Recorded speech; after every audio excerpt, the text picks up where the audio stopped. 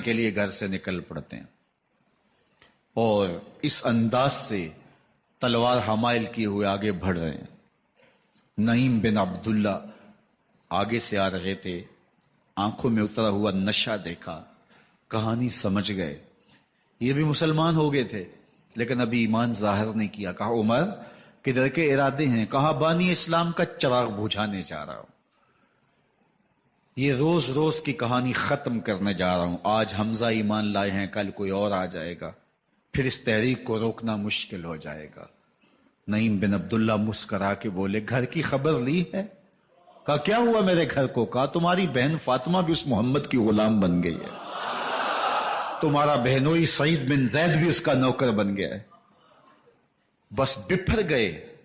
وہ جو غصہ تھا وہ ادھر منتقل ہو گیا، بہن کے گھر کا رخ کیا. جب دروازے پہ پہنچے تو اندر سے قرآن پڑھنے کی آواز آ رہی ہے. جو کہا گیا تھا، جو سنا تھا، اس کا یقین پیدا ہو گیا. زور زور سے دروازے کو کھٹکھٹانے لگے. بہن نے دیکھا کہ بھائی ہے. جو قرآن پڑھ رہا تھا اس کو چھپا دیا اور خود دروازہ کھولا. بس پیٹنا شروع کر دیا، مار مار کے سر پھوڑ دیا، خون بہ رہا ہے. جب سر پھٹ گیا تو فاطمہ بنت خطاب بولی عمر تم خطاب کے بیٹے ہو، میں بھی خطاب کی بیٹی ہوں، سن لو محمد کا دامن نہیں چھوڑو، جو کرنا ہے کرو. جب یہ تیور دیکھے تو عمر کی حیرت انتہا کو چھو گئی. یہ کون سی قوت ہے جس نے ایک عورت کے اندر یہ جذبے رکھ دیے؟ کہا اچھا بتاؤ تم کیا پڑھ رہے تھے؟ کہا تم ناپاک ہو، تمہیں نہیں دوں گی. کہا کیسے دو گی؟ کہا پہلے غسل کرو. عمر غسل کر رہا ہے.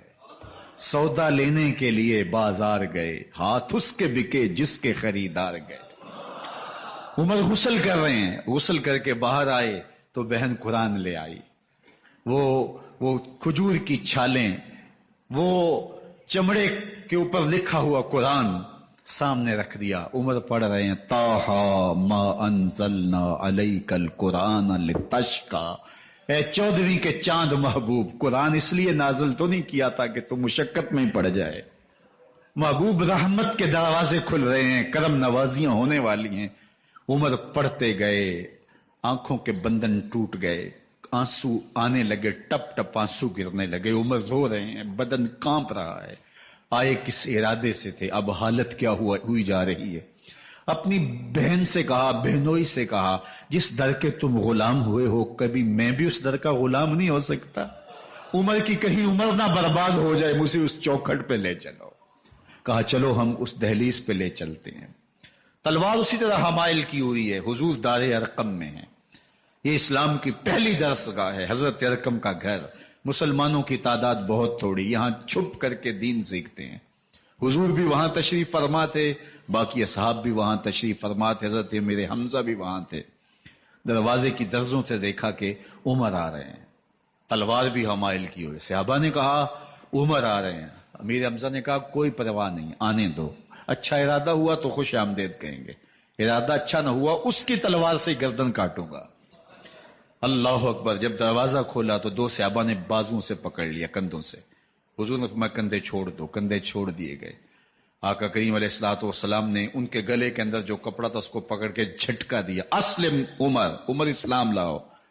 اللہ اکبر. اور ساتھ حضور نے حضرت عمر کے دل پہ ہاتھ رکھے، اللہم اہد قلبہ، اللہ عمر کے دل میں ہدایت ڈال دے.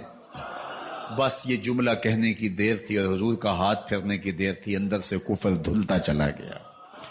اور عمر نے کہا اشہد ان لا الہ الا اللہ واشہد انک رسول اللہ. جب یہ پڑا کلمہ تو حضور کی زبان سے بے ساختہ نکلا اللہ اکبر، اور صحابہ نے بھی اللہ اکبر کہا، اور اس زور سے کہا کہ مکے کی گلیاں گونجنے لگی. اب عمر ایمان لانے کے بعد حضور کی خدمت میں حاضر ہو کے عرض کرتے ہیں حضور کیا ہم حق پہ نہیں ہیں؟ فرمایا ہم حق پہ ہیں. کہ اللہ کا دین سچا نہیں ہے؟ فرمایا اللہ کا دین سچا ہے. کہا کہ آپ اللہ کے سچے نبی نہیں ہیں؟ فرمایا میں اللہ کا سچا نبی ہوں. تو فرمایا پھر ہم چھپ کے نماز کیوں پڑھیں؟ کہا کہ عمر تم جانتے ہو حکمت ہے، اتنے جو ہے وہ ہماری تعداد نہیں، اور کفار کا جور و ظلم و ستم. عرض کی حضور ہم کعبۃ اللہ میں جا کے نماز پڑھیں گے. مسلمانوں کی 2 صفیں بن گئی. ایک صف کی قیادت امیر حمزہ کر رہے ہیں, ایک صف کی قیادت حضرت فاروق اعظم کر رہے ہیں, درمیان میں حضور چل رہے ہیں, اور روایات میں آتا ہے حضرت عمر چلتے جاتے ہیں اور ساتھ لا الہ الا اللہ پڑھتے چلے جا رہے ہیں. اور پھر جا کے وہاں پہنچے تو وہاں جو صنادید قریش تھے ان پر سختہ طاری ہو گیا. حضرت عمر رضی اللہ تعالیٰ عنہ جب ایمان لائے تو آپ نے ایک ایک کافر کے گھر کے دروازے پہ کھڑے ہو کے کہا, جب کوئی بھی شخص مسلمان ہوتا تو کفار اس کو مارتے, زود و کوب کرتے, ظلم کرتے, ستم کرتے, گھسیٹتے بازاروں میں, لیکن حضرت عمر ایمان لائے تو ایک ایک شخص کے دروازے پر کھڑے ہو کر کے کہا کہ تم کمزوروں کو مارتے تھے, میں تمہیں بتانے آیا ہوں میں محمد عربی کا نوکر بن گیا ہوں. بلکہ آپ نے اعلان کیا جس نے اپنی بیوی کو بیوہ اور بچوں کو یتیم کروانا ہو اور اپنے ماں باپ کی کمر کو جھکانا ہو وہ عمر کے مقابلے میں آئے. اللہ اکبر. زنیرہ نامی ایک